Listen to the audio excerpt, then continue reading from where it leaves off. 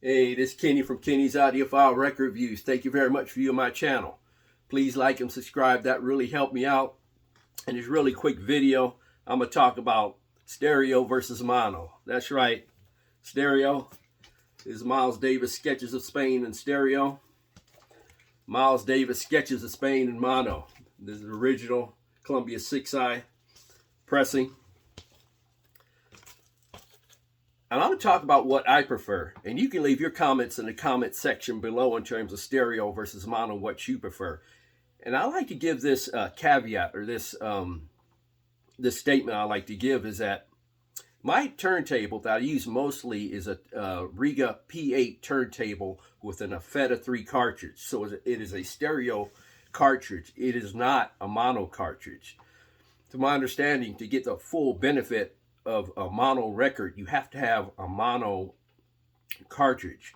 And I plan to get one for my Technics SP15 turntable sometime this year to give some of my mono records, you know, a good chance to get the full benefit of listening to a mono record. I'm gonna get a mono cartridge sometime this year, and maybe I'll update this video at that point in time, whenever that point in time comes. But a lot of people love mono recordings. I know that this Duke Ellington Masterpieces record, this issue was issued by Analog Productions Acoustic Sounds. This is a 45 RPM version of the record. And also have the original, an earlier pressing of that record. And this is a fabulous mono recording in which everything is centrally located within in the center of two speakers, but it sounds so grand and so fabulous. It's like a mono recording that's trying hard to stretch out to be a stereo recording. That's how fabulous this mono recording sounds. But I'm gonna give you my opinion on mono versus stereo, and here it is. When you're listening to a band live, the band is spread out on the stage. They're not playing in a column. To me, when you listen to mono, you know, it's centrally located. So it's not really as magnificent or grand or three-dimensional mono is as a stereo recording. The stereo recording, to me, more mimics the a live recording in terms of the spread and the three-dimensionality of a band or a musician or singer. Whereas mono does not necessarily do that, at least not for me. I know some of the earlier stereo recordings were not very well mixed and very well made. And because of that, a lot of audiophiles and record collectors prefer the mono version of a record.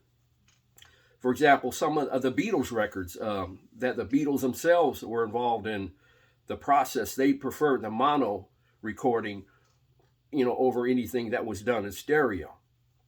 I know the Rolling Stones, as of the recording of this video, January 2023, they just came out with their box set in mono. That's very popular and sells for a lot of money on the secondary market. So mono does have its following.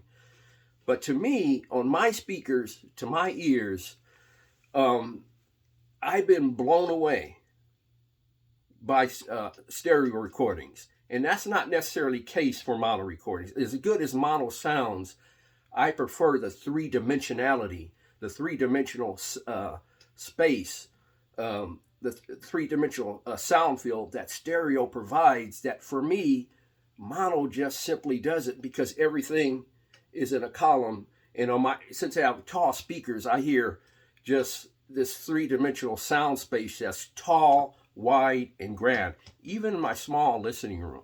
And I don't get the same experience, to me, through most mono recordings. So I prefer stereo over mono. What's your opinions?